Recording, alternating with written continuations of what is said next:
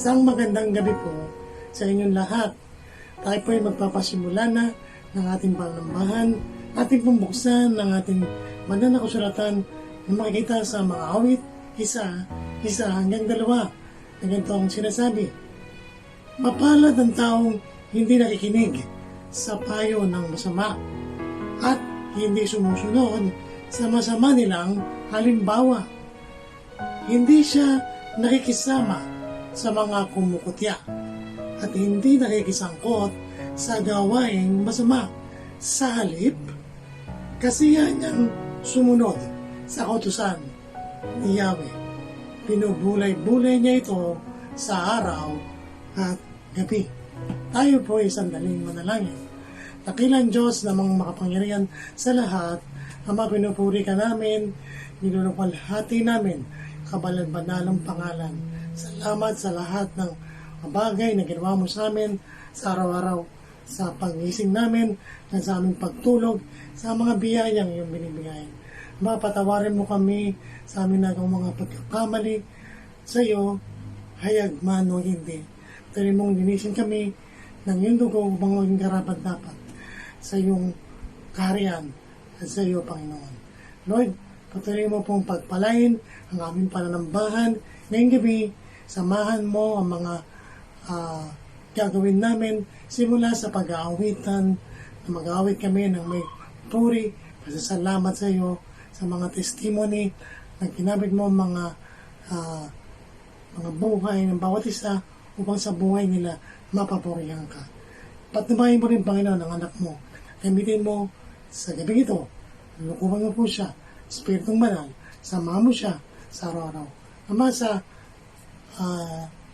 katapusan o ang pananamba, patuloy mo kaming gabayan at samahan. Nawa, ang iyong pag-ibig, ang iyong pag-iingat at kapayapaan na binigay mo sa amin, Panginoon, sa araw-araw ay matanggap namin. Salamat sa iyong pag-ibig, sa iyong pagliligtas sa araw-araw. Muli, tumanalangin namin sa pangalan ni Jesus. Tumanalangin sa pangalan ni Jesus. Amen.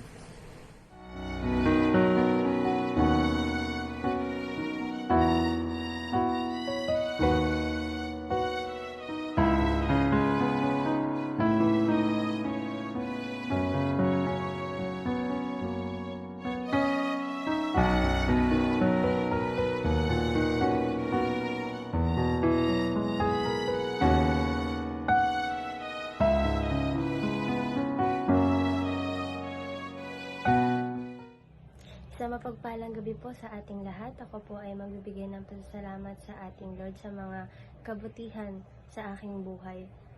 Una-una po sa lahat, nagpapasalamat ako sa kalakasan na patuloy niya ibinibigay sa pang-araw-araw. Nagpapasalamat po kay Lord sa magandang kalusugan. Nito nga lang po nakaraang buwan, nagkasakit po ako ng tigdas na hindi inaasahan. Nahawa po ako ng aking mga estudyante. So, ayun po, nagpapasalamat ako sa Lord kasi pinagaling niya ako. Almost 2 weeks din po ako hindi nakapasok dahil kailangan ko po mag-quarantine ng 14 days.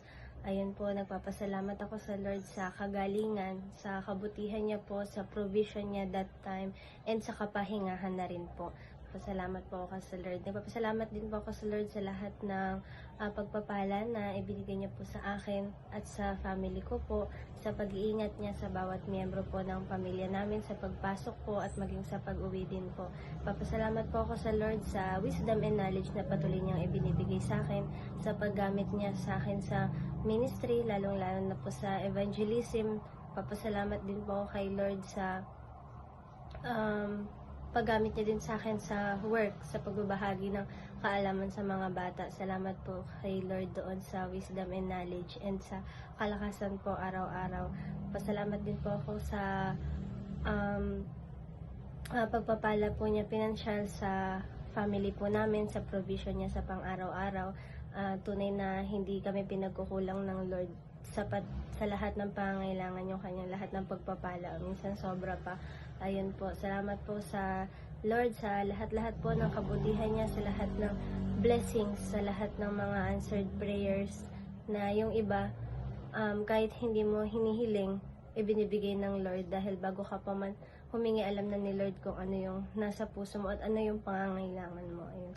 Maraming salamat po sa pagpapala sa lahat. Binabalik ko po kay Lord lahat ng papuri at pasasalamat.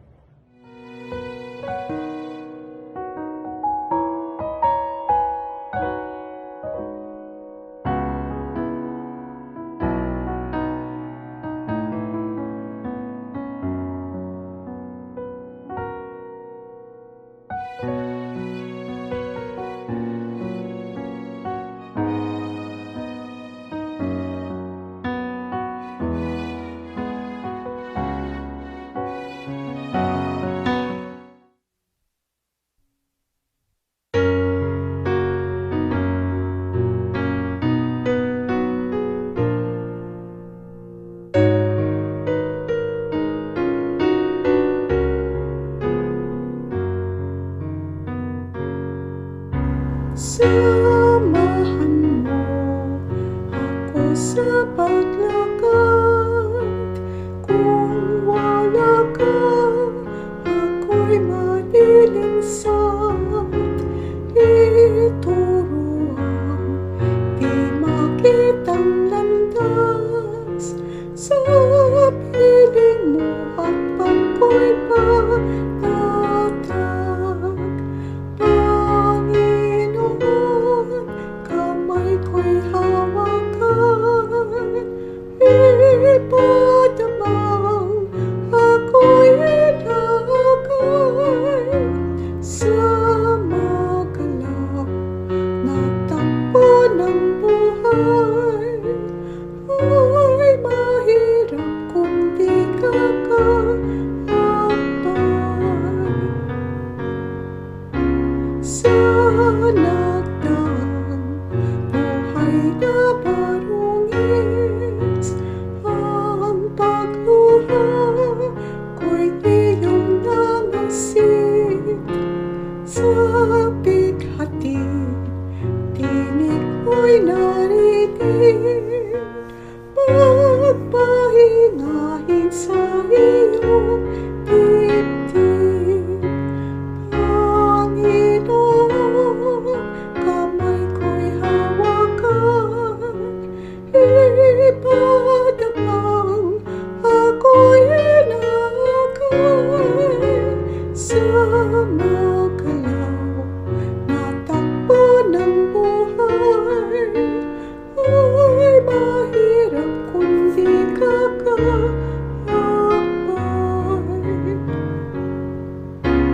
Ang diwa ko'y hindi natatakot ng kaaway o dalit at lungkot. Ang bitak ng sama ay marupok, pagkat ang pag-iingat mo'y lubos. Panginoon, kamay ko'y hawakan. Ipadamang ako'y ilagay sa magalaw na takbo ng buhay. Ay mahirap kung di ka kakabay.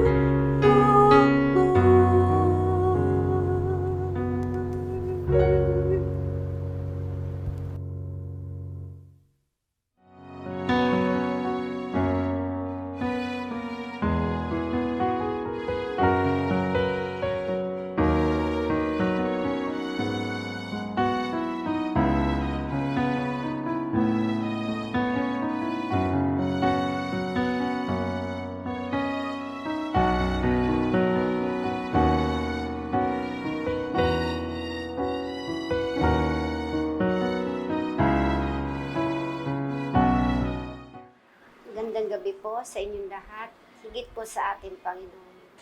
Ako'y nagbabalik ng pasalamat sa Panginoon sa mga pagpapala at biyaya na ibinibigay niya sa aking buong sambahayan, sa aking kalusugan, sa aking pinagkakakitaan.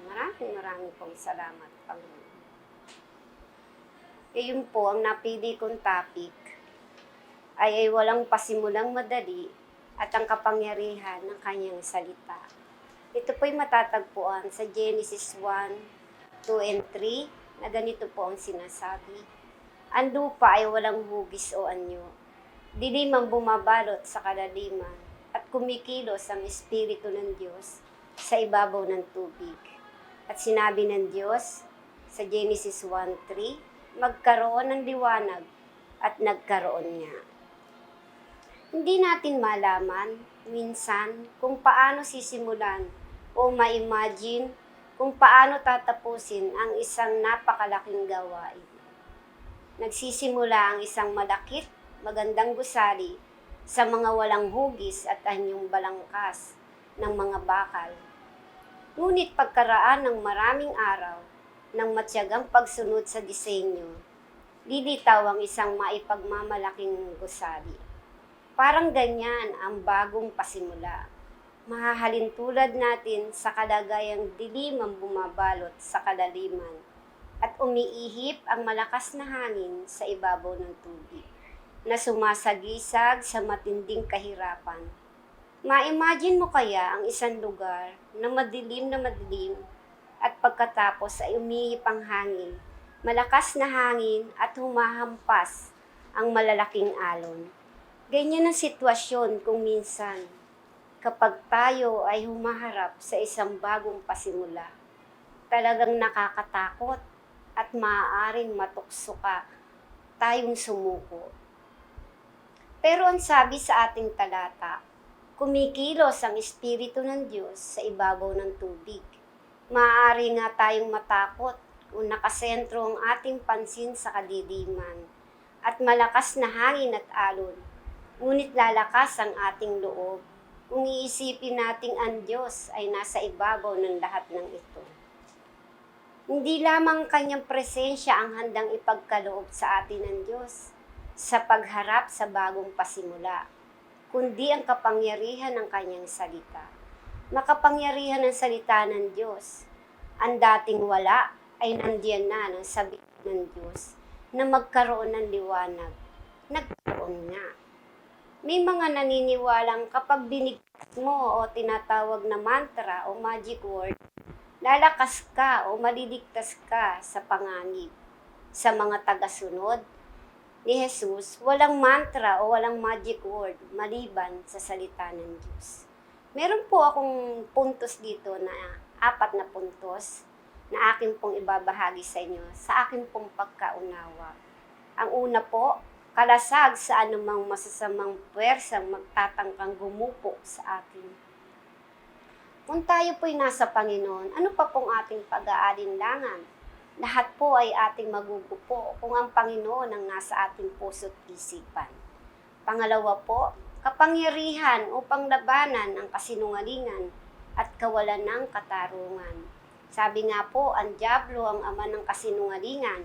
Bakit po tayo papanig sa kasinungalingan kung nasa atin po naman ang Panginoong Jesucristo?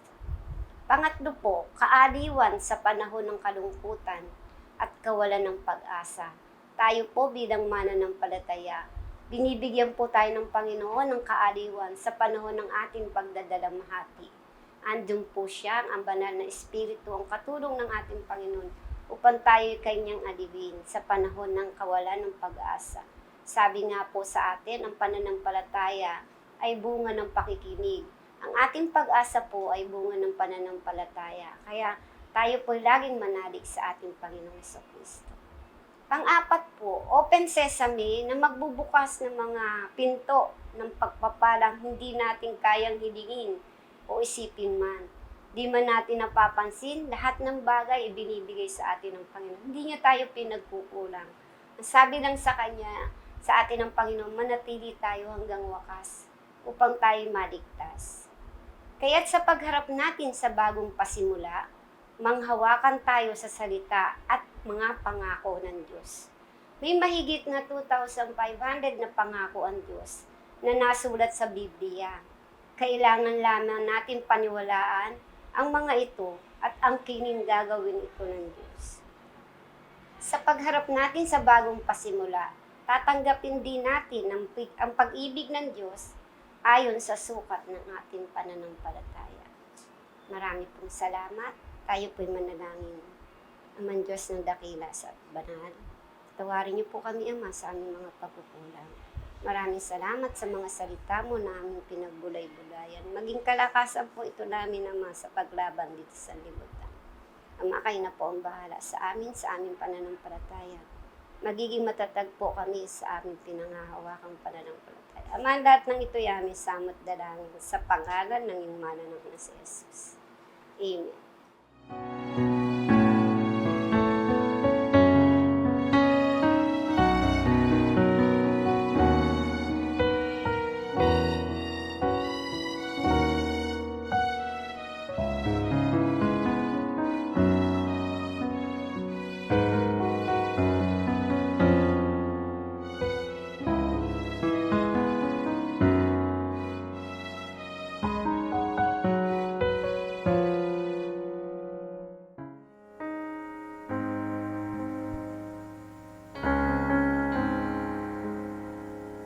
I love you, Lord, for your mercy never fails me.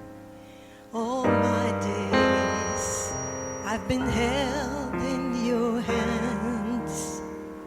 From the moment that I wake up until I lay my head, oh, I will sing of the goodness of God. 'Cause all my life you have been faithful, and all my life you have been so, so good. With every breath that I am able, oh, I will sing of the goodness of God. I love your voice. You have led me through the fire in the darkest night. You are close like no other. I've known you as a father. I've known you as a friend.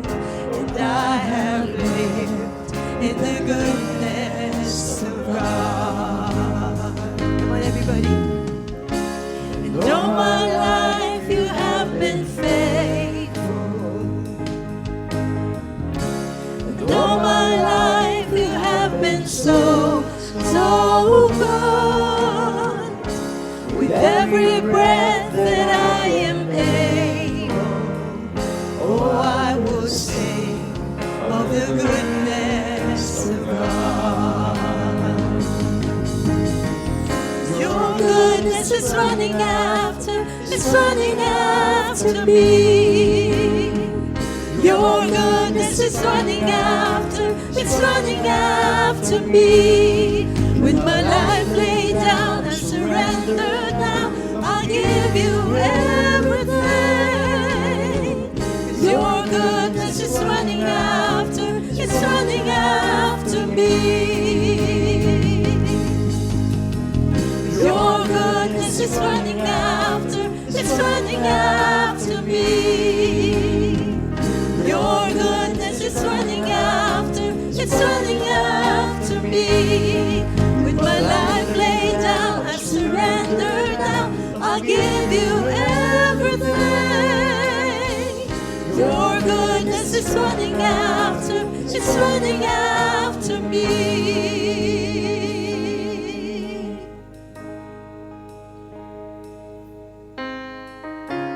And all my life you have been faithful. And all my life you have been so, so good. With every breath that I am able, oh, I'm gonna sing of the goodness of God. And all my life you have been faithful. And all my life you have been so, so good.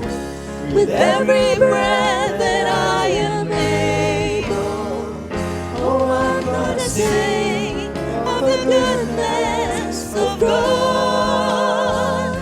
Oh, I'm gonna sing of the goodness of God. Oh, I'm gonna sing of the goodness of God.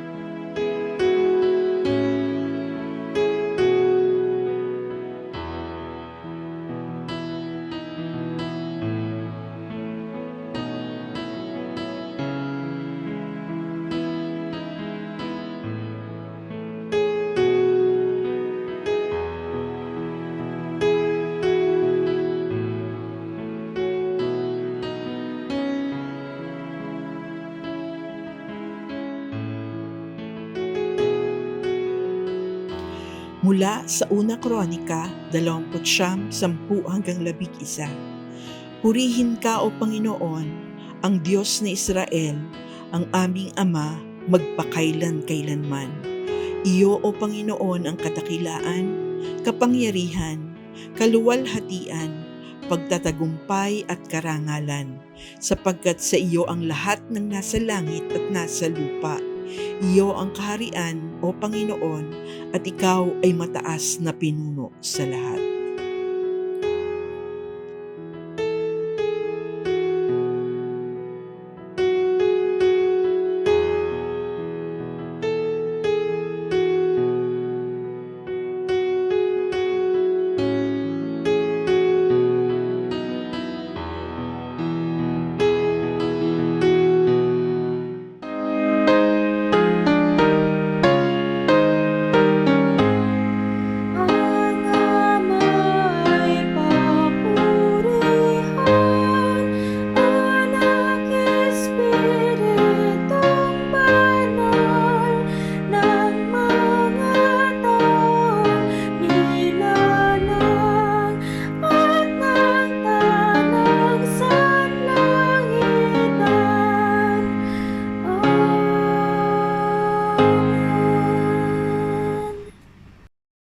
Patuloy kaming sumasamba, Ama, at sa pagkakataong ito naman, igawad mo ang iyong makapangyarihang bendisyon.